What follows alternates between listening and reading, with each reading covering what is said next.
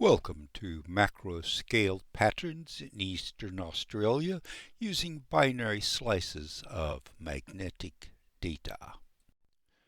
This presentation was prepared as part of the research titled The Spatial and Temporal Distribution of the Metal Mineralization in Eastern Australia and the Relationship of the Observed Patterns to Giant Ore Deposits. Since our interest is patterns, we need not be concerned with absolute magnetic values. The grayscale magnetic image of Eastern Australia. There are repeating patterns in the published magnetic image. The obvious features are 1. Arcs, 2. Magnetic highs, 3. Magnetic lows, 4. Annuli. The arcs. The magnetic highs. The magnetic lows. Annuli. Giant deposits occur on either an arc or an annulus.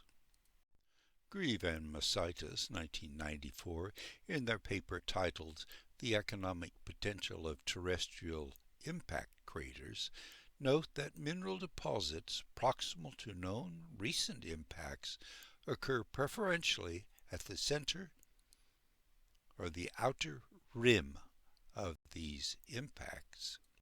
It is proposed that the annular features obvious in the magnetic map of Eastern Australia are fossil impact sites. The horizontal slicing of the grayscale magnetic image for Eastern Australia into black-white, that is binary, image reveals further information about these giant deposits.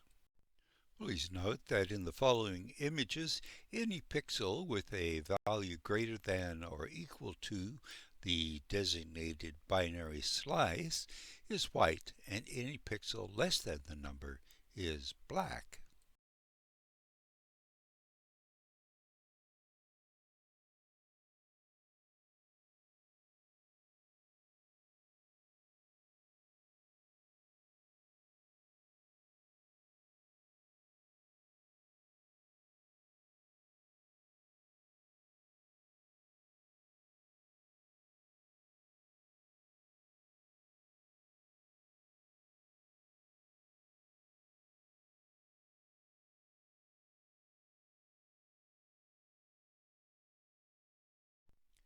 Different slices of this binary presentation reveals additional information.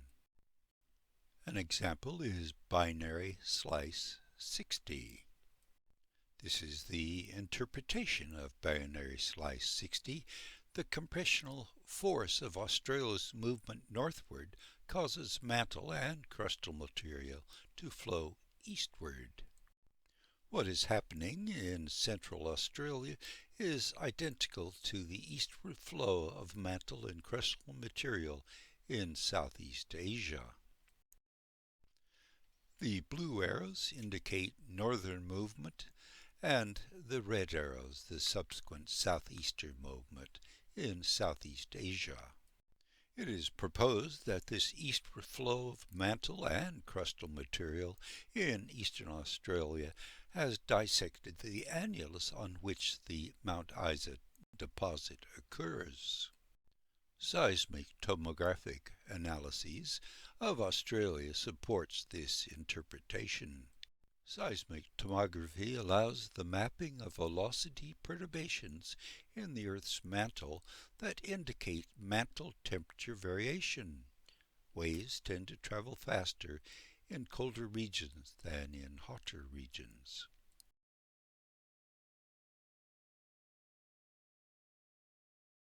In the following images, the thick blue bars are the fast axes of seismic anisotropy. The slow axes would be orthogonal to the fast. The thin black bars are the axes showing minimum flexural rigidity of the lithosphere, that is, mechanical anisotropy determined using topographic and gravity data sets. The black bars are generally orthogonal to the blue bars and indicate the direction of mantle flow.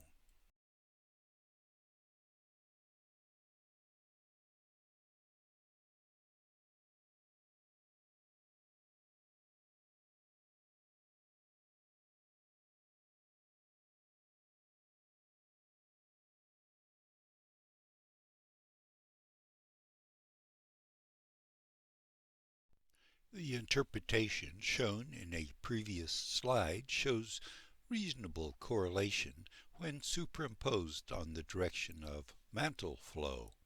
This is shown in the next slide. However, the magnetic interpretation proposed that mantle flow south of the Mount Isa deposit is in an easterly direction.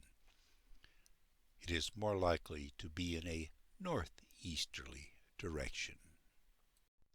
This is the proposed direction of mantle flow using magnetic data only. This is the more likely direction of mantle flow as indicated using gravity, topographic, and magnetic data. The Broken Hill and Olympic Dam deposits occur at the outer rim of an intact annulus, hence the mesoscale patterns around these deposits are less disturbed. A literature search shows that the Mount Isa deposit is famous for its complexity. It has endured multiple geological events.